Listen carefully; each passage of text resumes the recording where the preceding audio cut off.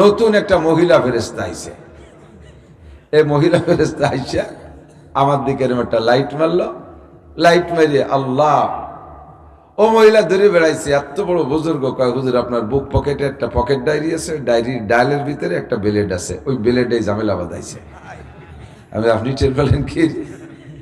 বহুত বড় মারেফাতের পীর এই মেশিনই করে দিছে। বেরোয় দিয়ে যে সত্যি কবে নখ কাটতে যে ওর মধ্যে চুয়ে দিছি আর ফেলাতি মনে নাই, ধরা হয়ে গেছে। দারুল মিসাল, বিমানে যারা উঠছেন তাদের সামনে দেখবেন 4টি ইমিগ্রেশন আসে। 4টি ইমিগ্রেশন পরিভাষা, যে জগৎ তার পরিভাষাও সেরকম। বিমানের জায়গায় এক পরিভাষা। তো চেকপোস্ট, তারা কি কয়? Checkpost immigration.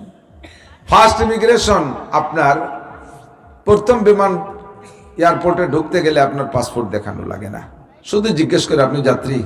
জি আমি যাত্রী। ঢুকতে দেবে। ঢুকেই প্রথম ইমিগ্রেশন মেশিনে আপনার লাগেজ ব্যাগেজ যা এনেছেন এইটাকে পরীক্ষা করবে, ওর মধ্যে খারাপ কিছু আছে কিনা, আগ্নেয়াস্ত্র আছে কিনা, দূষিত কিছু আছে কিনা, সোনাদানা আছে কিনা, গাঁজা এবার নিচ্ছেন কিনা, এগুলো পরীক্ষা করবে। 2 নম্বর ইমিগ্রেশন আপনার পাসপোর্ট ইমিগ্রেশন। বিদেশে যাবেন, পাসপোর্টটা সহি আছে কিনা। 2 নম্বর, 9 নম্বর, 6 নম্বর পাসপোর্ট, পুরন পাসপোর্ট দিয়ে এবার যাচ্ছেন কিনা, এগুলো পরীক্ষা। 3 নম্বর ইমিগ্রেশন আপনার টিকিট ইমিগ্রেশন, টিকিট আছে কিনা দেখান, আমলনামা। 4 নম্বর ইমিগ্রেশন আপনার বডি ইমিগ্রেশন। অনেকে নাকি পেটের মধ্যে সোনা খাইয়ে এসে বাংলাদেশে পায়খানা করে, তাই বেশি খায়। এই 2 নম্বরই অতিশ কিনা। তো 4টি ইমিগ্রেশন ছাড়া আপনাকে বিমানে উঠতে দেবে না। 3টে পাস, একটা ধরা খেয়ে গেছেন। আমি মালয়েশিয়া যাওয়ার সময় ধরা খেয়ে গেছি। ব্যাগেজ ট্যাগেজ সব ওকে, টিকিট পাসপোর্ট সব ওকে, বডি ইমিগ্রেশনে ধরা খেয়ে গেছি। আমি পকেটেতে সব বের করে দিছি, তারপরেও মেশিন গায়ে ধরলে রিং করে। বড় বেকায়দা। যারা ইমিগ্রেশন করতেছে তারা আমারে চেনে, তারাও লজ্জা পাচ্ছে যে সবাই ছাড়াই গেলে হুজুর ধরা খালো। কি আছে হুজুরি পেটের মধ্যে আল্লাহ জানে। তো এরা যারা আসছে ফেরেশতা ইমিগ্রেশনের জন্য, এই ফেরেশতা ফেল। নতুন একটা মহিলা ফেরেশতা আইছে। এই মহিলা ফেরেশতা আইসা আমার দিকে এরকম একটা লাইট মারলো, লাইট মারিয়ে আল্লাহ, ও মহিলা ধরে বেড়াইছে। এত বড় বুজুর্গ, কয় হুজুর আপনার বুক পকেটে একটা পকেট ডায়েরি আছে, ডায়েরির ডায়ালের ভিতরে একটা ব্লেড আছে, ওই ব্লেডে ঝামেলা বাঁধাইছে। আপনি টের পেলেন কি? বহুত বড় মারেফাতের পীর এই মেশিনই করে দিছে। বেরোয় দিয়ে যে সত্যি কবে নখ কাটতে যে ওর মধ্যে চুয়ে দিছি আর ফেলাতি মনে নাই, ধরা হয়ে গেছে। আল্লাহ রাসূল বলেন, লা তাজুলু কদমা ইবনি আদম ইয়াউমাল কিয়ামাতি হাত্তা ইউসআলা আন আরবা। হে বনি আদম, কিয়ামতে তুমি জান্নাতে যাওয়ার আগে আল্লাহ পাকের সামনে 4টি ইমিগ্রেশনে তুমি ধরা পড়বা। 1 নম্বর ইমিগ্রেশন আন উমরিহি ফিমা আফনা। তোমারে যতটুকু হায়াত দেয়া হয়েছিল এই গোটা জিন্দেগি কোন কাজে ব্যবহার করছো বলে যাও। বহুবার শুনেছেন, আমাদের কাছ থেকে শুনতে শুনতে কান তেলসা হয়ে গেছে। আজকে একটু নতুন মেজাজে শোনেন কথাটা কি বলছি। গোটা জিন্দেগির হিসাব আপনাকে আল্লাহর সামনে দেওয়া লাগবে। মানুষের সামনে মানুষের হিসাব দিতে হিমশিম খেয়ে যায়, বিপদের সম্মুখীন হয়, কম্পন শুরু হয়ে যায়, হার্ট স্পন্দন শুরু হয়ে যায়, হিসাব দিতে গিয়ে স্টক করে পড়েও যায়। কতক্ষণ ঠিক কি ঠিক না? মানুষও মানুষ, আমিও মানুষ। যার কাছে হিসাব দিচ্ছি সেও মানুষ, আমি হিসাব দিচ্ছি আমিও মানুষ। আরে দুনিয়ার এই মানুষের কাছে মানুষের হিসাব দিতে ধরা পড়ে যায়, আর মানুষের কাছে সব বিষয় হিসাব দেওয়া লাগে না। আওয়ামী লীগের এই 16 বছরের আগে যে প্রথম নির্বাচন, ওই নির্বাচনের আগে 3 বছর ছিল তত্ত্বাবধায়ক সরকারের আমল। ফখরুদ্দিন, ইয়াজউদ্দিন, মঈনুদ্দিন, কতক্ষণ? ফখরুদ্দিন ছিল তত্ত্বাবধায়ক সরকারের প্রধান, ইয়াজউদ্দিন সাহেব ছিলেন প্রেসিডেন্ট, মঈনুদ্দিন সাহেব ছিলেন সেনা প্রধান। 3 জনের যৌথ অভিযান ছিল, উভয় দলকে গ্রেফতার করেছে। আওয়ামী লীগ বিএনপির বড় ছোট কোনো নেতা রেহাই পাই নাই। এদেরকে নিয়ে সরকারের কাছে, তত্ত্বাবধায়ক সরকারের কাছে হিসাব দেওয়া লাগছে। কিসের হিসাব? নামাজের হিসাব না, রোজার হিসাব না, হজের হিসাব না, যাকাতের হিসাব না, দাড়ির হিসাব না, টুপির হিসাব না, পাগড়ির হিসাব না, ফরজের হিসাব না, ওয়াজিবের হিসাব না, জিকিরের হিসাব না, তেলাওয়াতের হিসাব না, তাবলীগের হিসাব না, মসজিদের হিসাব না, মাদ্রাসার হিসাব না, এই জাতীয় কোনো হিসাব না। একটা মাত্র হিসাব দেওয়া লাগছে আনমালিহি। তুমি ঢাকায় আসলে ভাঙ্গা সুটকেস আর সিরা গেঞ্জি নিয়ে এত বড় ভবনের মালিক হয়ে বাড়ি গেলে কিভাবে? আর তুমি ঢাকায় আসছো গার্মেন্টসের চাকরি করতে, কোটি কোটি টাকার মালিক হইলে কিভাবে? ঢাকায় তুমি এই ঢাকার সদরঘাটে দিয়ে তুমি ফেরি করে বাদাম বেচে বেড়াইছো, সেই লোকটা তুমি এখন এত বড় নেতা হইলে কিভাবে? ইন্ডাস্ট্রিজ কলকারখানার মালিক হইলে কিভাবে? মাত্র অনলি একটা হিসাব দিয়ে যাও। এই একটা হিসাব দিতে যে এ দল ও দল, সব দলের নেতারা ভীত সন্ত্রস্ত। অনেকে হিজরত করে ইন্ডিয়া চলে গেছে, অনেকে হিজরত করে লন্ডনে অন্য দেশে চলে গেছে, কতক্ষণ ঠিক না? আর যারা হিসাবের কাঠ গড়ায় দাঁড় কইছে, ফখরুদ্দিন, ইয়াজউদ্দিন, মঈনুদ্দিন, তাদেরকে হিসাবে ধরা কইরা রমজানের আগে ইতিকাফে বসায় দিয়েছে জেলখানায়। বেশি বেশি ইতিকাফ করেন, আল্লাহ বিল্লাহ নামাজ কালাম তো আগে পড়েন না, একটু বলে যে পড়েন। ওই সময় বহুত নেতারা, আমাকে আওয়ামী লীগের এক নেতা নামও কয়ে দেয়, সালমান এফ রহমান সাহেব, উনি ওই গনেই কোরআন শরীফ পড়া শিয়ে বেলাইছে জেলখানায় বসে। আপনাদের সন্তান এমপি শহীদ সাহেব মুফতি শহীদুল ইসলাম সাহেবের কাছে 5 পারা মুখস্থ বলে করছিল, যা শুনি আর কি। এতে কাবে বসায় দিছে ফখরুদ্দিন, ইয়াজউদ্দিন, মঈনুদ্দিন, মাত্র একটা হিসাব মাল সম্পর্কে। আর আমার আল্লাহর সামনে 4টি হিসাব দেওয়া লাগবে কি লাগবে না? ও যুবক, পাগলামি করিস না শোনা, ভাষা কান্দে শুনিস না, অন্তরে কান্দে শোন। একটু হিসাব করে দাও। আল্লাহু আকবার। 4টি জিন্দেগির হিসাব দেওয়া লাগবে। 1 নম্বরে গোটা 70-80 বছরের হিসাব।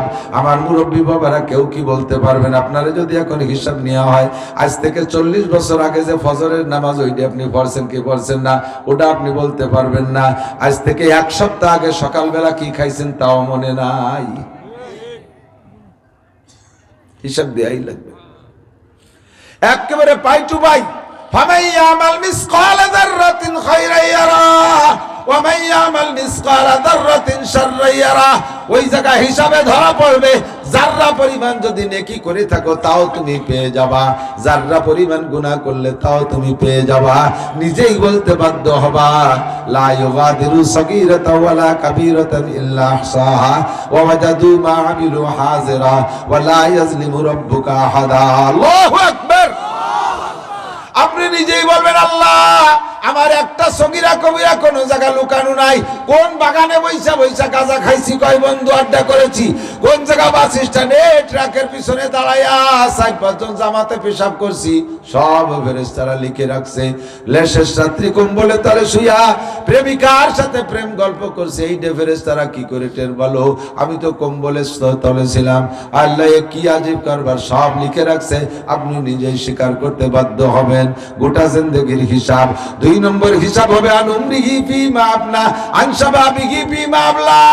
হে আমার প্রাণ প্রিয় বন্ধুবার যুবক মহোদয়, ভালো করে কান খাড়া করে শোনো। যৌবনকালের হিসাব কিন্তু আলাদা দেয়া লাগবে। 80 বছরের মধ্যে সব আছে, তবে যৌবনের কালের হিসাবটা একটু আলাদা ভাবে নেবে। এই সময়টা ভেরি ভেরি ইম্পর্টেন্ট টাইম। এই সময় ভালো কাজও বেশি করা যায়, মন্দ কাজও বেশি করা যায়। যৌবনকালে অন্যায়ও যেমন বেশি করা যায়, ইবাদতও বেশি করা যায় কি যায় না? যত সেনাবাহিনীর সৈনিক সব যুবক একটু বার্ধক্য আসলে রিটায়ার করে বাড়ি পাঠাইয়া দেয়। যুদ্ধের ময়দানে সৈনিক লাগে যুবক, ও জায়গায় 80 বছরের বুড়ো নিয়ে কোনো কাজ নাই। কাজ হয়? আর বুড়োর ডায়াবেটিস পাহারা দিতে 3-4 জন লাগে, বুড়োরে শোয়াইতে উঠে বসাতে 3-4 জন লাগে, বুড়োরে অজু গোসল করাতে গরম পানি দেয়া লাগে। অমন বাকড়াই বুকড়াই আথাল কুড়ে বুড়ো নিয়ে কোনো লাভ নাই। কাজে ও জায়গা লাগে যৌবনকালে যুবক। যুবক ইচ্ছা করলে তুমি এই শীতের রাত্রে, শেষ রাত্রে তোমার অজু গোসল যেটা দরকার, কচুরির নিচে ঠান্ডা পানিতে গোসল করে দাঁড়িয়ে দাঁড়িয়ে খালি গায়ে, আরে চাদর গায়ে না দিয়ে, কম্বল গায়ে না দিয়ে, শুধুমাত্র পাঞ্জাবি পায়জামা পরে তুমি পাগড়ি বাঁধে ফজর পর্যন্ত দাঁড়িয়ে নামাজ পড়তে পারো। তোমার যৌবনের রক্তের গরম আছে। কথা বলেন ঠিক কি না? এ যুবক, তুমি ইচ্ছা করলে এই ফরিদপুর থেকে বাইসাইকেল চালাই ইস্তেমার মাঠে যেতে পারো। 31 জানুয়ারি 1-2 ফেব্রুয়ারি ইস্তেমা, তুমি বাইসাইকেলের পিছনে ব্যাটিং বান্ধে সাইকেল চালায় ঢাকা যে ইস্তেমায় অংশগ্রহণ করতে পারো, তুমি চরমোনাই বরিশাল যে ওখানে যেতে পারো। আবার ইচ্ছা করলে তুমি এখান থেকে সাইকেল চালায় ওড়াকান্দি ঠাকুর বাড়ি যে ইবাদত বন্দেগী করতে পারো। সব ভালো মন্দ সবই তোমার এই বয়সে করার সময়। এই দুইয়ে কাজে বুড়ো মানুষ নেওয়া সম্ভব না। যৌবনকালে তুমি হজে যাবা, জাবালে নূরের কাছে যে তোমার ভিতরে একটা জজবা চেপে একটা এশকে আসক্ত হইয়া যাইবা। আর এই পাহাড় দেখে তৃপ্তি পাইতেছি না, ওই পাহাড়ের কোন গুহার মধ্যে আমার নবী বসে জিব্রাইলের সাথে সাক্ষাৎ করেছে, আমি সেই জায়গা ঢুকবো, আমি সেই জায়গা ঢুকবো। যৌবনকালে গেলে তুমি ভাইয়া সেই জায়গা যাইতে পারবা। আর 80 বছরে বুড়োর নিচে যাইয়া উপর দিকে লম্বাটা হাই সাইডে চলে আসবে। সবাই মতো আসতে পারলাম না।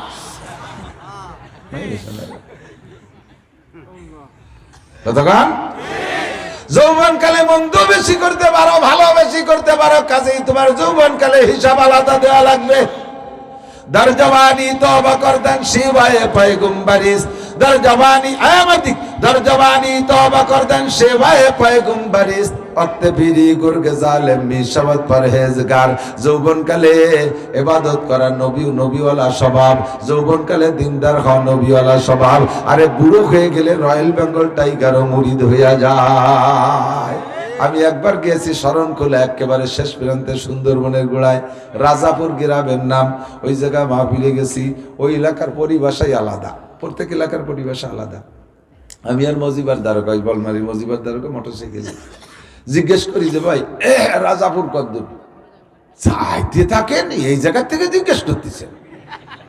একলি কি মনে হয় 60-70 কিলো আছে। আমি একটা পরিমাণ বলেন কয় কিলো করা, আরো 2 কিলো তো হবেই।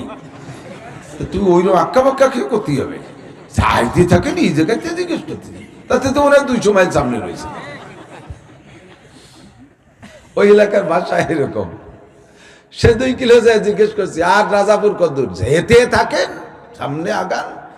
এখান থেকে জিজ্ঞেস করছেন, যাইয়ে জিজ্ঞেস করেন কত দূর? কয় আর 1 কিলোমিটার আছে। মাহফিল 2 দিন মাহফিল, রাত্রে মাহফিল করছি, পরের দিন থেকে আবার রাত্রে মাহফিল আর এক জায়গায়। তো চিন্তা করলাম যে এত কাছে আসছি সুন্দরবনের গোড়ায়, একেবারে সুন্দরবনের গোড়ায়। চিন্তা করলাম তো একটু দেখে যাই জঙ্গল। আমার জীবন ভরে সুন্দরবনটার ভিতরে কি আল্লাহ রাখছে আমি জানি না। পাহাড় পর্বত 2-1 বার 10 বার 2-5 বার দেখলে আর দেখতে মনে চায় না। মরুভূমি 5-10 বার দেখলে আর দেখতে মনে চায় না। কিন্তু সুন্দরবনে আমি 100 বারের বেশি দেখছি, এরপরও আমার যাইতে মনে চায়। এর ভিতরে গেলে আমার ভিন্ন একটা হালাত তৈরি হয়, আমার আল্লাহর কুদরতের পর বিশাল আজীব ভাবে একিন হয়ে যায়। তো সুন্দরবন দেখতে যাব বলে গেছি, সাথী বাতিদেরকে নিয়ে, ফরেস্টের লোকদেরকে জানাই গেছি, 8-10 জন নিয়ে গেছি। বলছি যে তোরা 5 জন সামনে থাকবি, পিছনে 5 জন থাকবি, আমি মাঝখানে থাকবো। বাগে নিলে ওই বেসতে নিতে নিতে আসবে, তো এই বেসতে ফাঁকে আমি বেশি যাবো। ওরা কইলে যে হুজুর বাঘরে তো চেনেন না, ও যদি মাঝখানটা আপনারে টার্গেট করে, ও সামনে একজনটা দলীয় সেটারে নেবেন, আপনারাই নেবেন। তাই তোরা আমি যাবো না। যদি মনে হয় যে তো জীবন ভরে দেখতেছি, নতুন ডারে পাইছি এই ডেরে খাই, যাবো বলে গেছি। যে দেখি আল্লাহু আকবার, আল্লাহর কুদরত। ছোট্ট একটা নদীতে চার দিয়া, বাঁশের চার দিয়া, 4 পারে উপর যেতে হবে। ওই 4 পার হয়ে যাবো, ওই 4-এর গোড়ায় দেখি যে উপার মুরব্বী একটা বসে রয়েছে, বসে রয়েছে। এখন আমি রাজি হয়ে গেছে, যা দেখবো বলে আইসি, তো দিয়ে গেলাম, আর যাবো না। কয় না চলেন যাই। আমি আরে বাঘ গোড়ায় তা কিভাবে যাবে? হুজুর ওই বাঘটা 1 সপ্তাহ ওই জায়গা, কোনো নড়াচড়া নেই। কি যে খায় সে আল্লাহই ভালো জানে। কেউ তো আর বাঘ দেখে সামনে এসে কয় না, হরিণ মরিণ জায়গা গায়ে জায়গা শুয়ে রয়েছেন আমার খান, কেউ কয় নাকি? তো ওই জায়গা রয়েছেই বসে 1টা সপ্তাহ, নড়ে চড়ে না। বয়স হয়ে গেছে। আগে লাভ দিলে সামনের দিক 22 হাত যেত, লাভে বাঘের লাভে 22 হাত। আর এখন লাভ দিতে একটা কুদি মারা লাগে না, তাতে 3 হাত ফাঁস হয়ে যায়, সেটা ঘুরতে পারে না। এই জন্যই চরমনের হুজুরের কাছে মুরিদ হয়েছে, বসে বসে আল্লাহ বিল দেখতেছে, তসবিহ টিপতেছে। দর জওয়ানি তওবা করদান সেওয়ায়ে পয়গম্বরিস। এই তওবাটা যদি সময় মতো করতে, তাহলে বুঝতাম যে তুমি বাঘ সুন্দরবনে ভালো হয়ে গেছো। কথা কন? 90 বছরের বুড়ো, নায়ের মধ্যে পাইপ দিয়া সেলাইন দিচ্ছে, সেই বুড়ো তওবা করতে, আস্তাগফিরুল্লাহ রাব্বি মিন কুল্লি আস্তা, আল্লাহ আমি আর কোনোদিন জিনা করবো না। কে করবো না? কয় যে 30 বছর ডায়াবেটিস 32। আল্লাহ আমি আর কোনোদিন ডাকাতি করবো না। কেন করবো না? উঠতে পারি না, তোর করবো কি রে? এই জন্যই মেম্বার সাহেব মেম্বারি থেকে ফেল করার পরে পরের বছর হতে পারি নাই, এবার তবলিগে যে তবার আর কোনোদিন টোন মারবো না, আর বিজিএফ কার্ড বেশি খাবো না। কে খাবো না? এবার হতে পারি নি, তো খাবো কি রে? লাইনে থাকতে তওবা করো, কথা বলেন, লাইনে থাকতে তওবা করো। যখন হাত চালা হয়ে গেছে এই সময় তওবা। পুলিশের চাকরি যতদিন থাকে অতদিন তওবা করো না।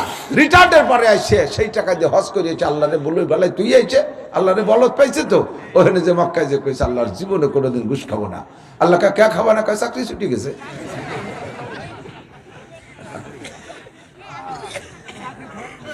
চাকরি থাকাকালে তওবা করো।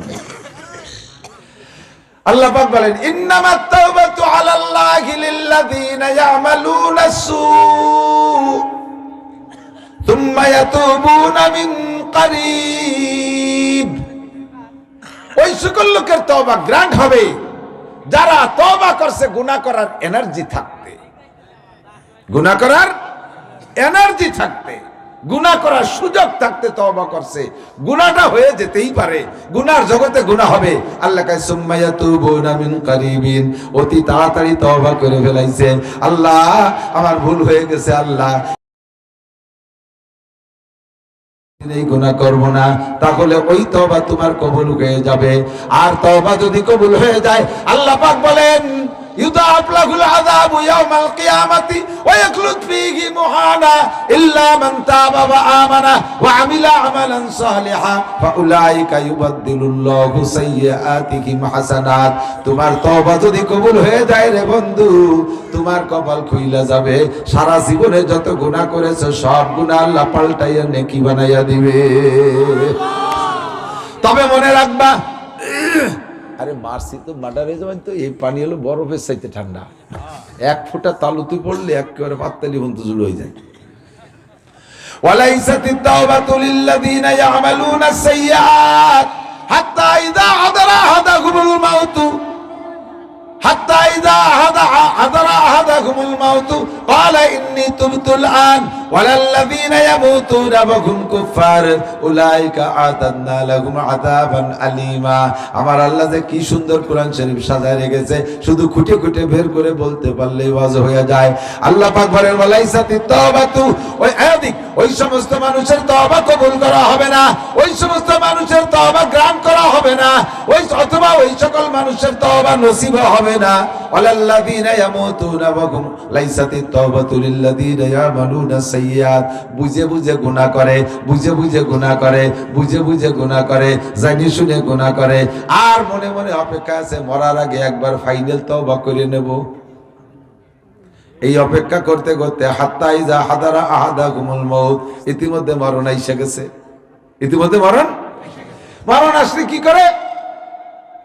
সুম্মা হাত্তা ইযা হাদারা আহাদাহুমুল মাউত ক্বালা ইন্নী তুবতুল আন। এখন কা আল্লাহ আমি এখন তওবা করি, আস্তাগফিরুল্লাহ। মরার সময় কি কয়? আস্তাগফিরুল্লাহ। আল্লাহ কয় কাম হবে না, এখন তওবা করো কেন? কয় তওবা না করে যাবো কোন? গুনাহ করার শক্তি নেই তো। আল্লাহ কয় আল্লাহ দিকে তার কাম হবে না। সুযোগ থাকতে তওবা করিস নাই, ক্ষমতা থাকতে তওবা করিস নাই, এখন রিমান্ডে ধরা পড়ে গেছো, ফেরেশতা চোখের সামনে ঘুরতেছে, এই জন্য তওবা। ওয়ালাল্লাযী, হে আমার হিন্দু ভাইরা তাকলি কান খাড়া করে শোনো, বাঁচতে যদি চাও কোনো তাই কাম হবে না, যা যা করতেছ একটারও কোনো খানা হবে না, যার যা পূজা করার কোনো পূজার কোনো খানা হবে না। একটা জায়গায় আসতে হবে, তোমাকে মানতে হবে লা ইলাহা ইল্লাল্লাহ, লা ইলাহা ইল্লাল্লাহ, সাথে বলতে হবে মুহাম্মাদুর রাসূলুল্লাহ, নইলে কোনো উপায় হবে না। হাত্তা ইযা হাদারা আহাদাহুমুল মাউত ক্বালা ইন্নী তুবতুল আন ওয়ালাল্লাযিনা ইয়ামুতুনা ওয়া হুম কুফার। আর ওই সকল লোকের তওবা কবুল হবে না যারা সারাটা জীবন জীবন কুফরি করেছে, নাফরমানি করেছে, কাফের রয়েছে, মুশরিক রয়েছে, এই সমস্ত মানুষগুলো জীবনের শেষ বেলায় যে তওবা করে, ওয়ালাল্লাযীনা হুম ইয়ামুতুনা হুম কুফার, তাদের তওবা আল্লাহ কবুল করে না। আল্লাহ কয় উলাইকা আতাদনা লাহুম আযাবান আলীমা, এই সমস্ত মানুষদের জন্য আমি কষ্টদায়ক শাস্তির ব্যবস্থা রেখেছি। নড়িস রে যুবক, মাথার মধ্যে নে, কথা পেট ভরে খাইয়ে যা, দাস্তা বকার এক দশে বসা ছাড়ে মার, রেখে দাও কাজে লাগবে, যদিও সাপের মাথাও কোনো কোনো সময় কাজে লাগে। বার্ধক্যে যে একটা দিন বুঝবি যখন হাত পার বল কমে আসবে, চোখের পাওয়ার কমে আসবে। এখন তো ভাবতেছিস না যে এই চোখের পাওয়ার কি কমে? আরে বালুর মধ্যে যদি একটা বালু হারায় যায় তাও আমি খুঁজে পাই, আমি চোখ দিয়ে দেখি, দিনের বেলা আকাশে তারকা দেখি, আমার চোখের পাওয়ার কি কমে নাকি? 40টা বছর বয়স বানাইতে দাও খালি, কোনো মতে 40 পুরে একটা দিন বেশি হইলে তোমার ভিতরে মরণের সিগন্যাল আসবে, বার্ধক্যের সিগন্যাল সর্বপ্রথম আসবে, তোমার চোখের পাওয়ার দুর্বল হয়ে যাবে। 40 পার হওয়ার সাথে সাথে চোখের পাওয়ার কিছু না কিছু কমবেই কমবে।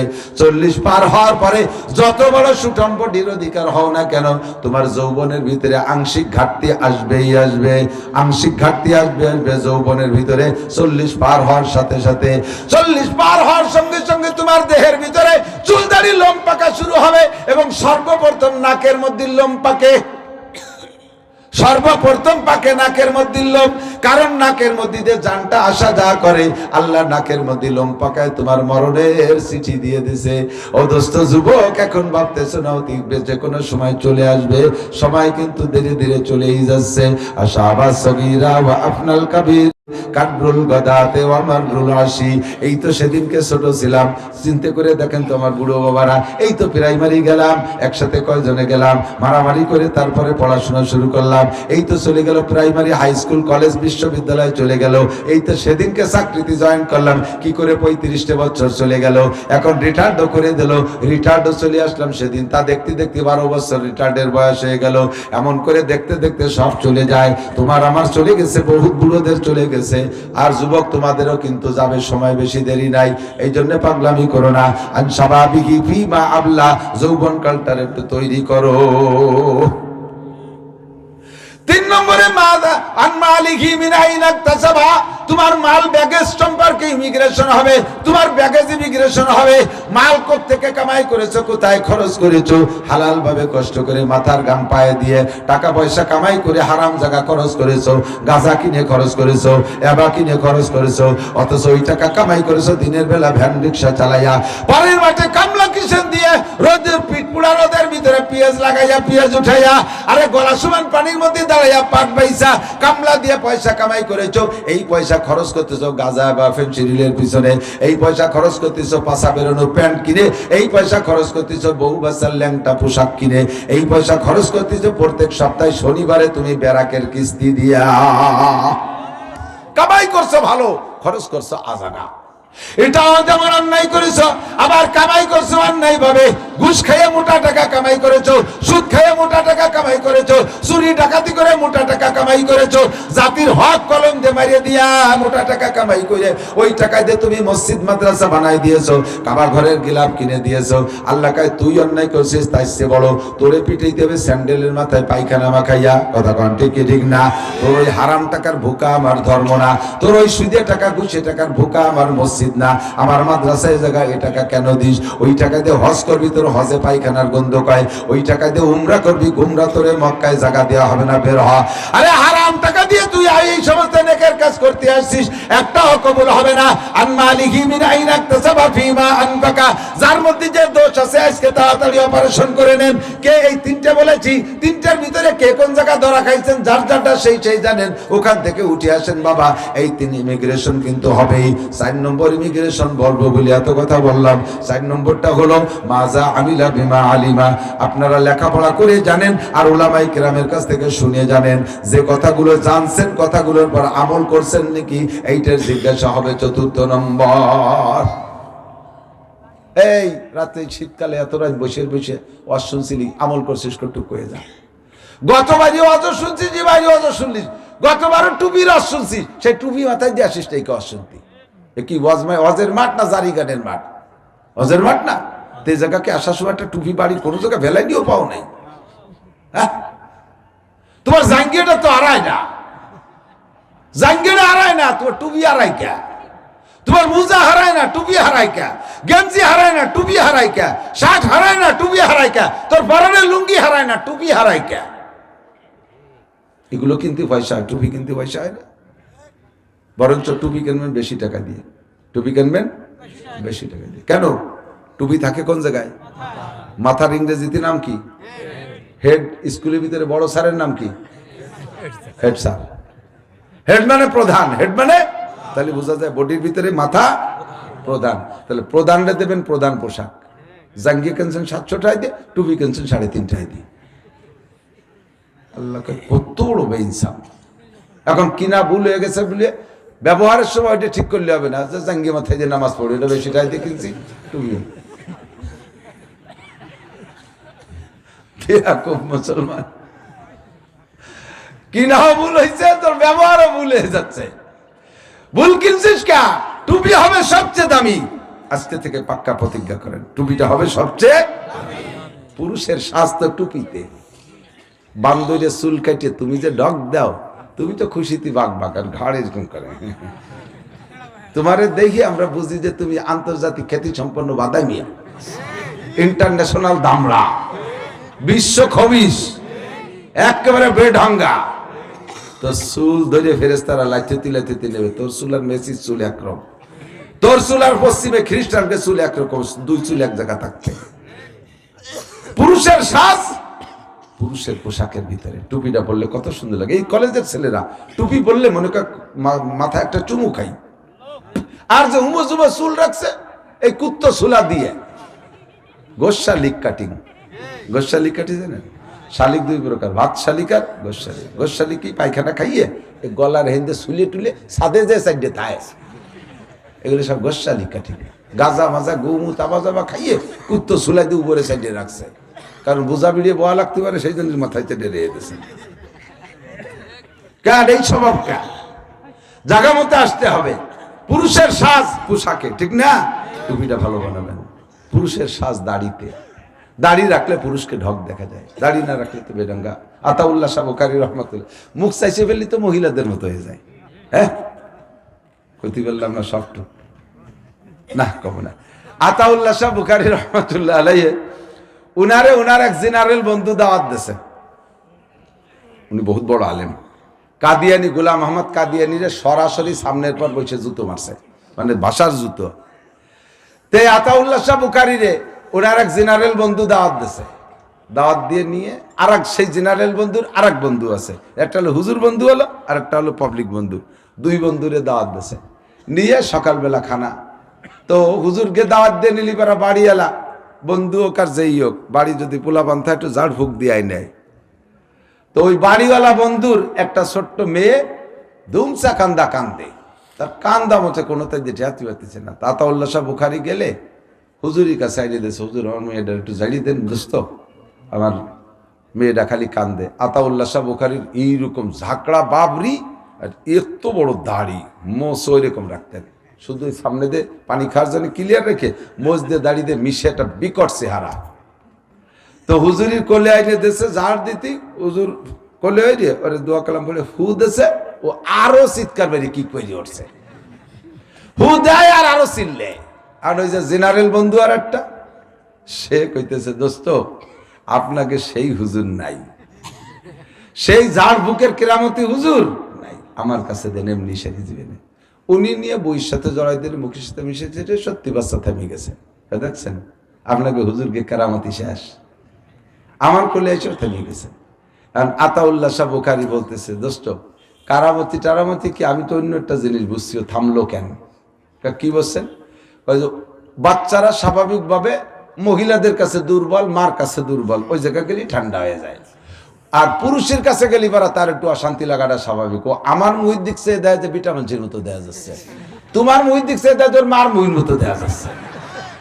ওর মার মুহিও দাঁড়িয়ে নেই, তোমার ও মনে হচ্ছে মার করে এসেছে।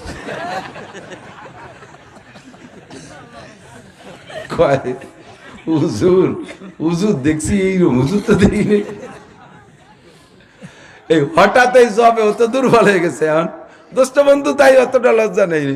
তো বলতেছে দোস্ত তুমি এত ফটাফট জব দিতে পারো, তুমি একটা প্রশ্নের জব দাও দি। কয় কি কও? কয় যে রমজান মাসে রোজা থাকে কি খাইলে আর কি পান করলে রোজা ছোটে না।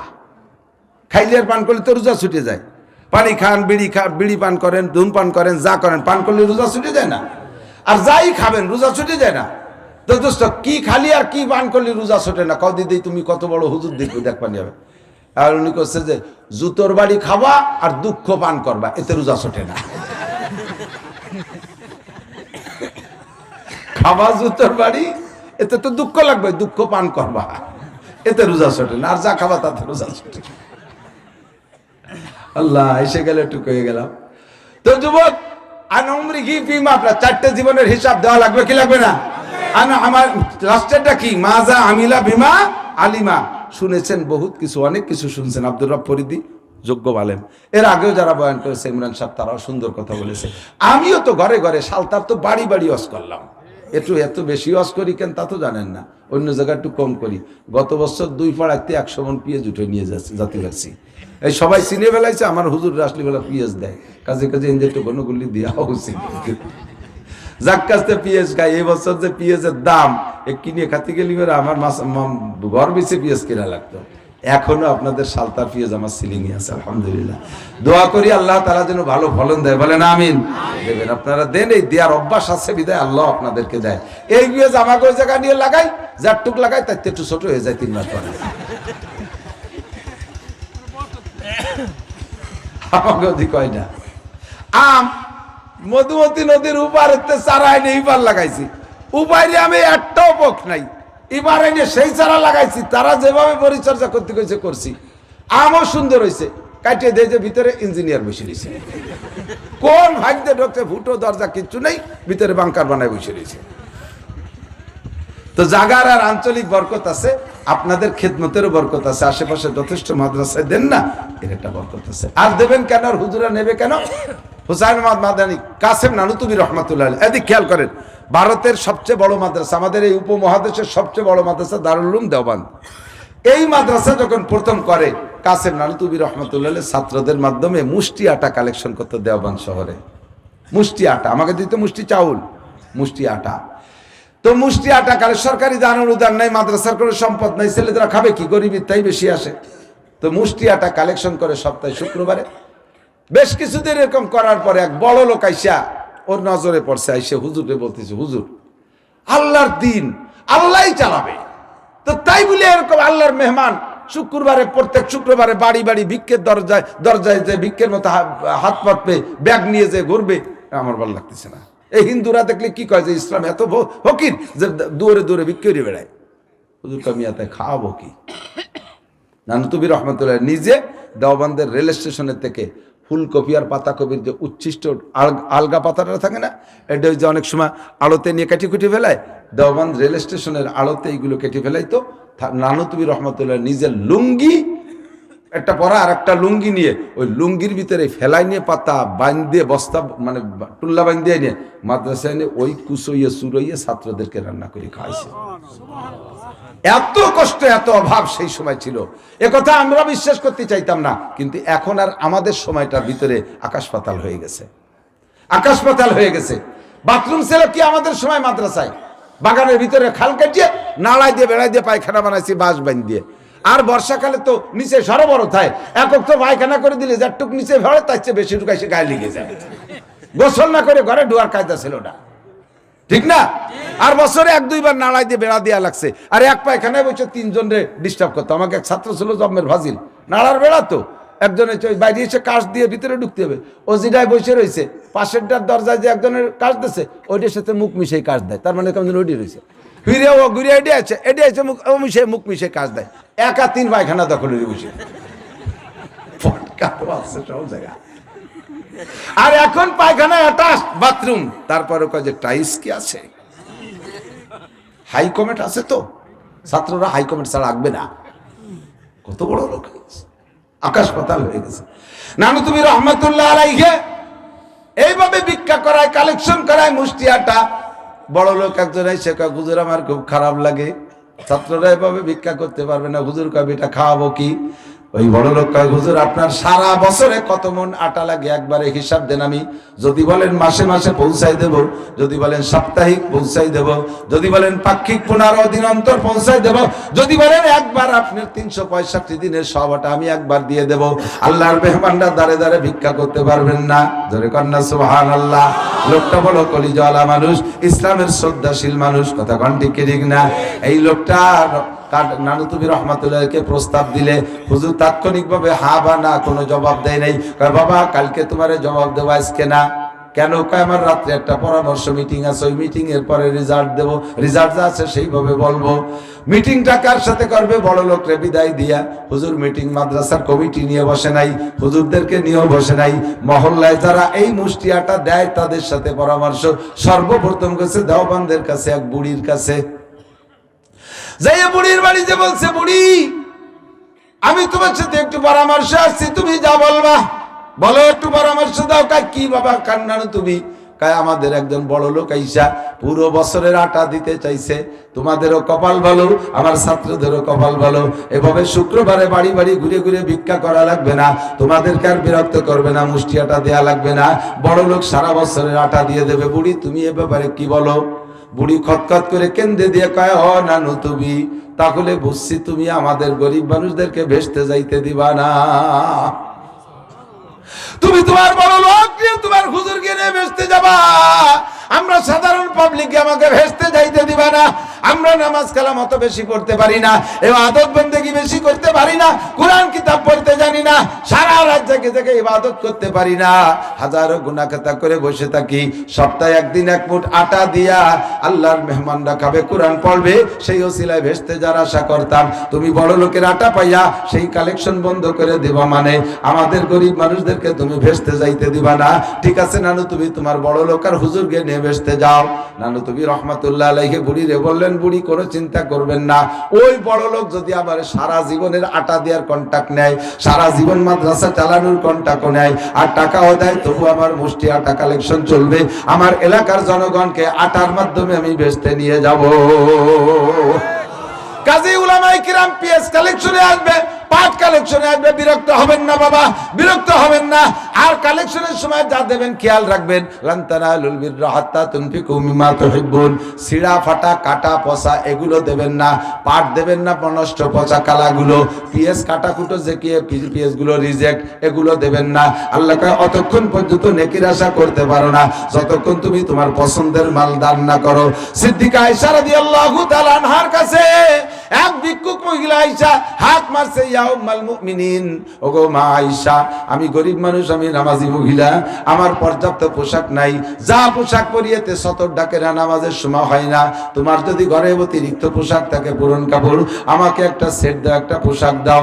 সিদ্দিকা আয়েশা রাদিয়াল্লাহু তাআলা আনহা তখন নতুন একটা কাপড় অনেক সুন্দর পছন্দ মতো বানাইছে, যুবতী মেয়ে, তো যুবতী মেয়ে মাত্র বয়স 17-18 বছর, এই সুন্দর একটা কাপড় বানাইছে তার পছন্দ মতো।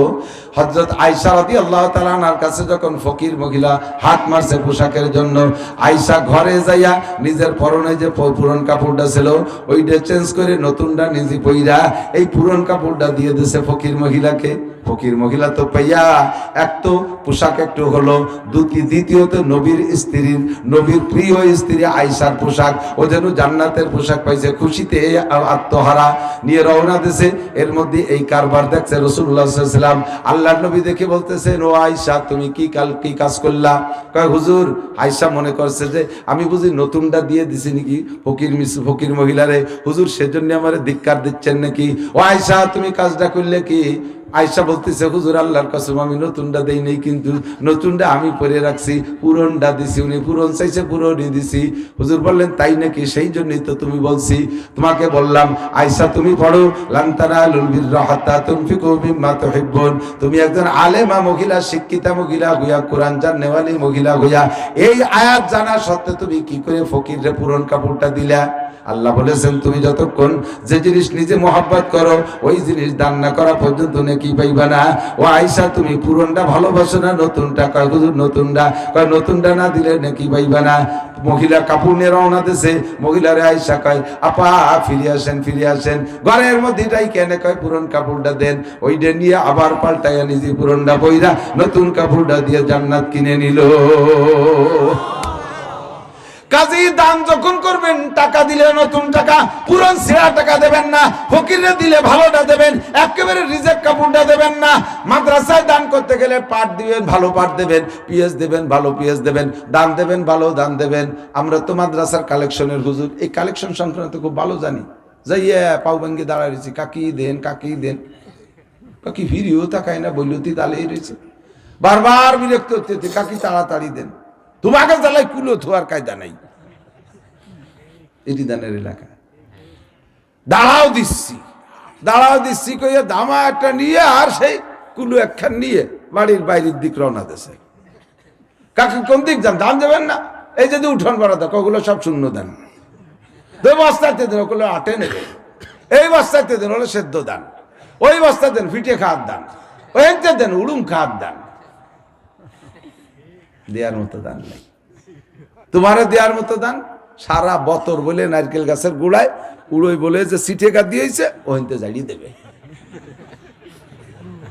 ওর মধ্যে কি আছে না আছে তা মহিলা জানা আছে না, মুখস্থ জাতিছে দফার করে জাতি ঘন্টা 2 দাঁড়ায় জ্বালিয়ে আধা কেজি আধা দান আধা সিটে নামাই রেখে দিয়েছে।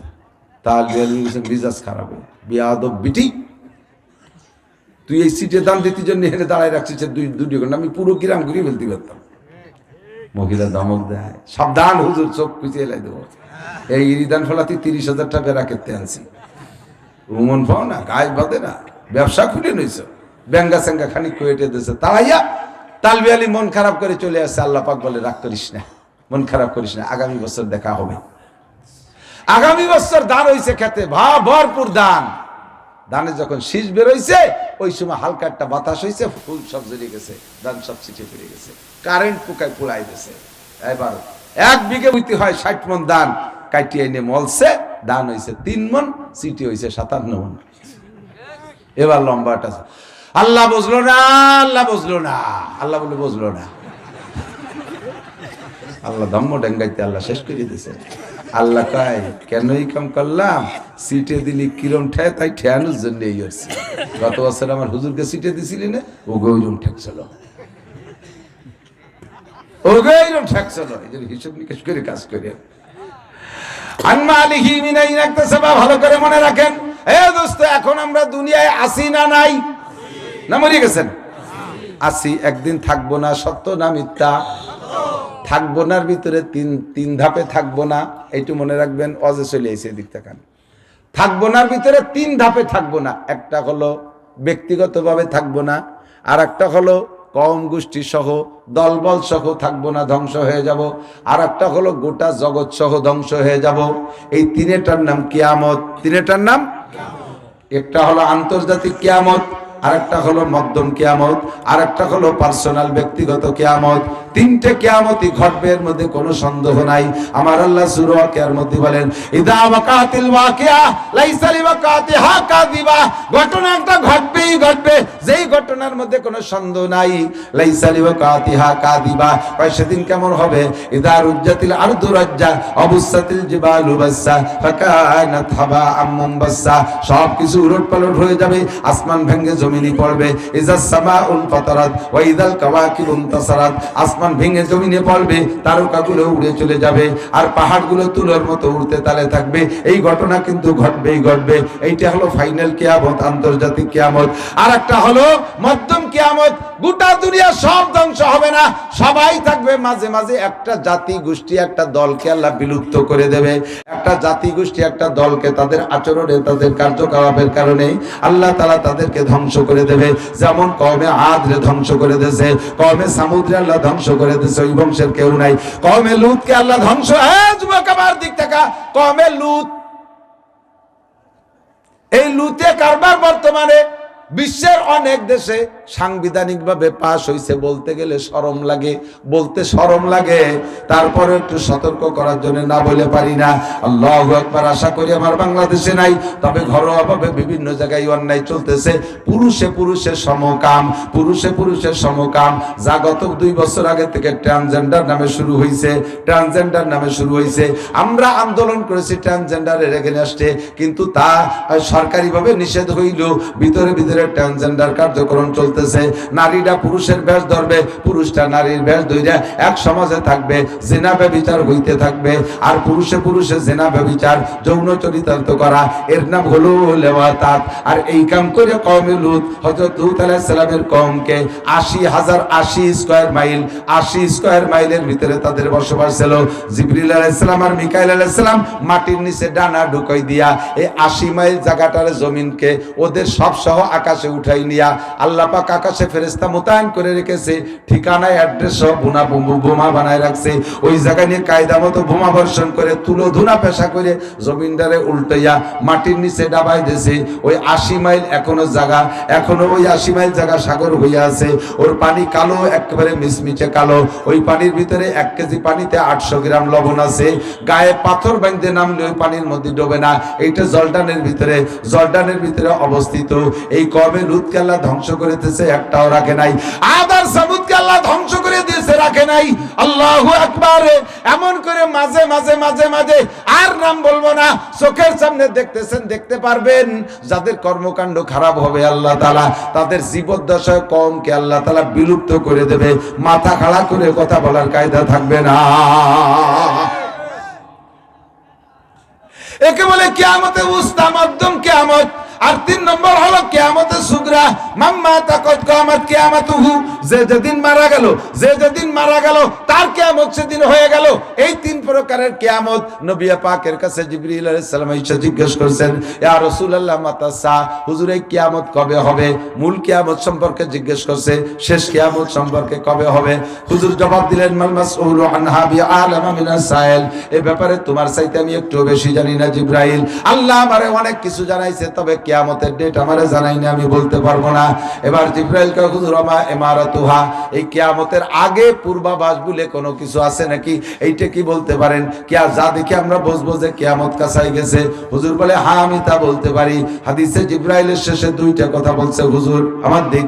1 নম্বরে হুজুর বলেন, এই ঘটনাগুলো যখন সমাজে প্রমাণ হবে, চলতে থাকবে, তখন বুঝবা কিয়ামত বেশি দেরি নাই, দুনিয়া ধ্বংসের কাছাকাছি এসে গেছে। 1 নম্বরে হলো আনতালিদাল আমাতু রব্বাতাহা, আনতালিদাল আমাতু রব্বাতাহা, যখন দেখবা বান্দির পেটে রাজা পয়দা হয়, বান্দির পেটে রাজা পয়দা হয়, অর্থাৎ বান্দির বাচ্চা প্রেসিডেন্ট হয়, বান্দির বাচ্চা চেয়ারম্যান হয়, বান্দির বাচ্চা মেম্বার হয়। সমাজে বাড়ি বাড়ি চাকবা কাজবাজ করে বেড়াইছে যে মহিলা, ওই মহিলার বাচ্চা পরের বাড়ি, ওই মহিলা পরের বাড়ির বুয়া ছিল, কাম করে বেড়াইছে, কাজের মেয়ে ছিল। এখন আল্লাহ পাক তাকে সন্তান দিয়েছে, ওই সন্তানটা কেমবাই কিভাবে বড় হয়ে গেছে, ওই সন্তান হয়ে গেছে চেয়ারম্যান, ওই সন্তান মেম্বার। তাই বলে বান্দির বাচ্চা চেয়ারম্যান, বান্দির বাচ্চা মেম্বার, বান্দির বাচ্চা উপজেলা চেয়ারম্যান, বান্দির বাচ্চা এমপি, বান্দির বাচ্চা মন্ত্রী, বান্দির বাচ্চা ডিসি হবে, বান্দির বাচ্চা শিল্পপতি হবে, বান্দির বাচ্চা বড় বড় পদ দখল করবে। তখন বুঝবা দুনিয়ার 12টা বাইজা গেছে। কারণ এই সমস্ত পদের জন্য যে জাতীয় মানুষ দরকার সেই মানুষগুলো নাই।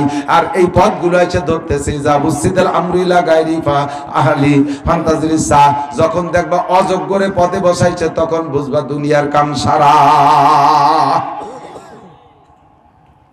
একদিকে কলেজের প্রফেসর চেয়ারম্যান হইতে দাঁড়াইছে প্রার্থী, কলেজের প্রফেসর। অপরদিকে দাঁড়াইছে একেবারে কলমে বুথা এক মূর্খ, নামটাও সই করতে পারে না, টিপ সই দেয়। আল্লাহ কিভাবে ওইটা পয়সা দিয়ে দিছে। এদিকে প্রার্থী দাঁড়াইছে প্রফেসর, ওদিকে দাঁড়াইছে মূর্খ এক গাঁজাখোর।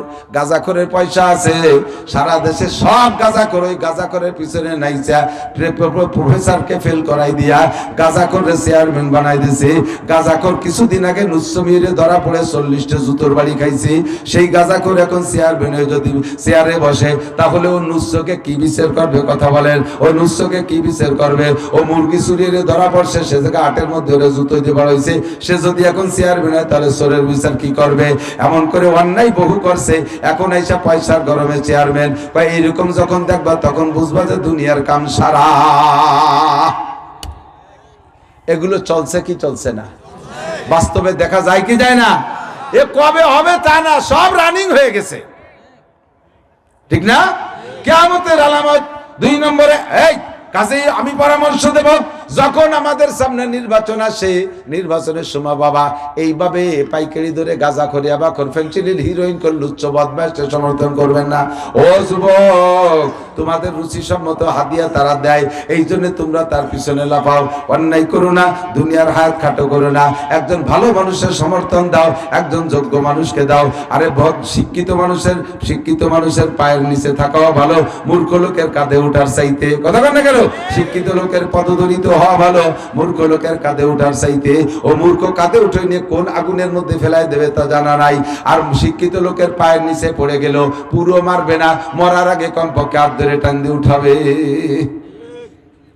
সামনে যদি আল্লাহ তাআলা নির্বাচন দেয়, সামনে যদি আল্লাহ তাআলা আমাদের নির্বাচন দেয়, সহি নির্বাচন, কতক্ষণ আমলিগ বিএনপি যে যা করি না করি, আমি কোনো দলের নাম কই না, আমি দাবি রাখছি যারা কোরআন সুন্নাহ অনুযায়ী দেশ চালানোর প্রতিশ্রুতি দেবে, কি করবে তো পরে জানি না, আল্লাহই জানে ভালো।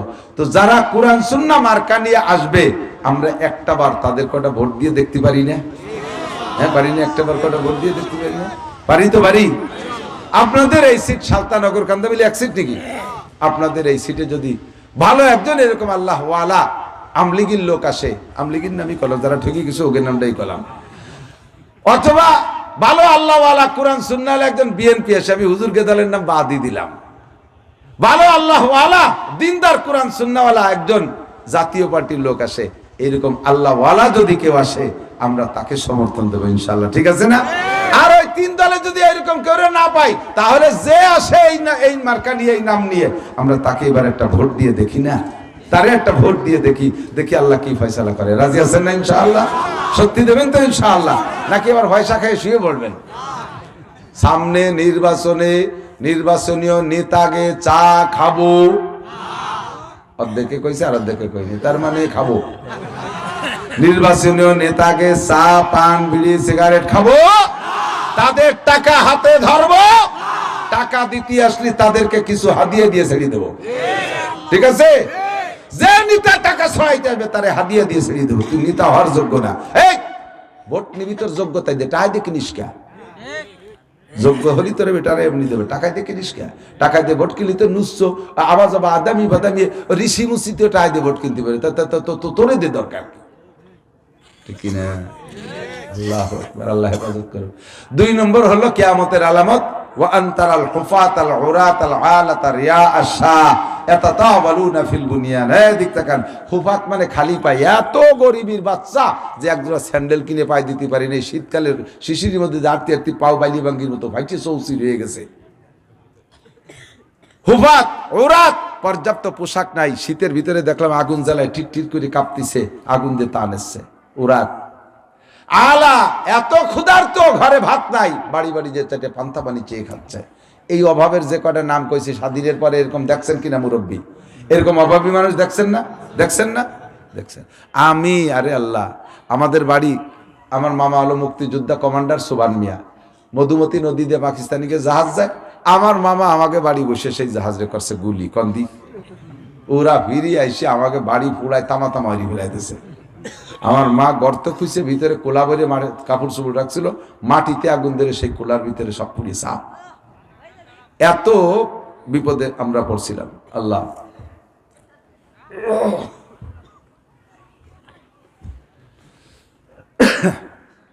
কি বলতে চাইছি,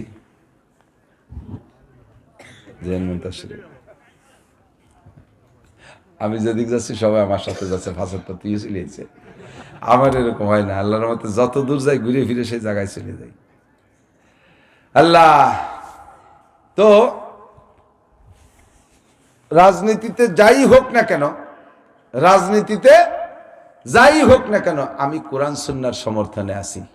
কোরআন সুন্নাহর কোন অবস্থাতেই নির্বাচনীয় নেতাদের পয়সা খাবো, তাদেরকে পয়সা দিতেও দেব না। আল্লাহ পাক আমাদের হেফাজত করুন। ওরা অভাবের কথা বলতে যায় স্বাধীনতা যুদ্ধের পরে, তো বিটে বাড়ি সব পোড়াই দিছে। মার পরনে যে কাপড়, ওই কাপড়টা নিয়ে আমি সে সময় করলে আমার এনে ইতনা, আমাদের ওই লোহাগাড়া থানাবিতে ইতনা আমার ভগ্নিপতি বাড়ি, ওই জায়গায় যে আশ্রয় দিয়েছে। পরে যুদ্ধের পরে বাড়ি গেছে, বাড়ি যাওয়ার পরে আমি সে সময় একটু একটু হাঁটা শিখছি, মানে 3-4 বছর হয়েছে বয়স। দেখলাম, খবর পাইলাম যে আমাদের গ্রামের ভিতরে, আমাদের ইউনিয়নের নাম হলো পাইকান্দি চৌধুরী বাড়ি মহিলাদের পুরুষদেরকে কাপড় দিচ্ছে। তো সকালবেলা খাইয়ে আমি নিজে আগা গোড়াই ল্যাংটা, পরনে কাপড় চোপড় নাই, আমার মনে আছে পুরো। তো বড়রা যারা যাচ্ছে বিলির ভিতরে এত বড় বড় ডেলা, তার মধ্যে দিয়ে এটে গেছি যে দেখি আমার মার জন্য একখান কাপড় পাই নাকি। আমি দেখছি আমার মা একটা কাপড় কাইটা অর্ধেক পরছে অর্ধেক গায়ে, এই অর্ধেক আবার পাল্টাইয়া গোসলের ভিতরে, মুরব্বীরা দেখছেন মহিলাদের কাটা কাপড় পরতে, এই দেখতে খুব খারাপ লাগে। কিন্তু আমার নিজেরই বরণে কাপড় নেই, আমি তো ছোট, কি দেবো। তা ভাবলাম যে সবাই যখন যাচ্ছে সাথে সাথে যাই, দেখি আমার মার জন্য কাটা কাপড় পাই নাকি।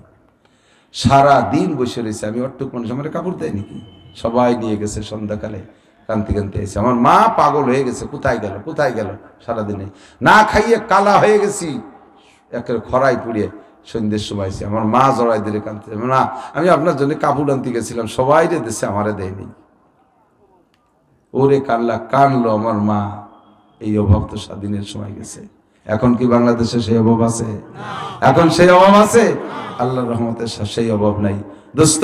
কাজেই আমরা অভাবের বাহানা দিয়ে কার কাছে ভিক্ষা করব, খয়রাত করব, হারাম খাবেন। যদি নেতার কাছ থেকে এরকম খান, ও নেতাও যখন ক্ষমতায় যাবে এই সব কিছু সে উদ্ধার করে তারপরে থাকলে আপনাদের কিছু দেবে। আল্লাহ হেফাজত করো। ওরা এত বড় অভাব গেছে যে পরনে খালি কাপড়, পরনে কাপড় নাই, পরনের কাপড় নাই, পায়ে জুতা নাই, বাড়ি বাড়ি চারটে ভিক্ষা করে বেড়াইছে ভাতের জ্বালায়। 4 নম্বর হলো রেয়াজ শাহ, ভালো কোনো যোগ্যতা না থাকার কারণে সরকারি চাকরি পাই নেই, মানুষের ছাগলের রাখালি করে বেড়াইছে। এই জাতীয় মানুষ, তাহলে বলছেন তো কত নিচের মানুষ। এই জাতীয় মানুষগুলো দেখবা এত তাওয়ালুনা ফিল বুনিয়ান, বিল্ডিং দিয়ে পাল্লা দেয়। হ্যাঁ, চৌধুরীকে বিল্ডিং কয়তলা? কয় 3 তলা, আমাদেরটা হবে 5 তলা বিল্ডিং এর পাল্লা। হ্যাঁ, ওদের কি গাড়ি? ওদেরটা তো প্রিমিয় গাড়ি, আমাদেরটা হবে পাজারো। ওরা কি গাড়ি ছাড়ছে রোডে? ওরা ছাড়ছে নর্মাল গাড়ি, স্লিপিং চেয়ার করছে, আমাদেরটা হবে এসি স্লিপার রুম। পাল্লা চলবে এখানে, বিল্ডিং এর পাল্লা হবে, দুনিয়ার পাল্লা হবে। সে নামাজ পড়ে কয়েক, তো তার চেয়ে 2 ওয়াক্ত বেশি বলবো। সে হজ করছে, উমরা করে নাই, আমি হজও করবো, উমরা করবো। সে 1 চিল্লে দিচ্ছে, আমি 3 চিল্লে দেবো। তার 1 ছেলে হাফেজ, আমার 3 ছেলে হাফেজ মৌলানা হবে। এ জাতীয় পাল্লা থাকবে না, পাল্লা চলবে দুনিয়ার পাল্লা। হুজুর বলে যখন এগুলো দেখবা তখন বুঝবা যে দুনিয়ার কাম সারা, এখন যে কোনো সময় জাকিতে উড়িয়ে দেবে আল্লাহ তাআলা। আল্লাহ তাআলা আমাদের এই সব দোষ থেকে ফিরে থাকার তৌফিক দান করে। সবাই বলি আমিন। একটা তারিখ মুখস্থ করেন, নেকি হবে। বলেন 31শে জানুয়ারি, 1-2 ফেব্রুয়ারি, 31শে জানুয়ারি।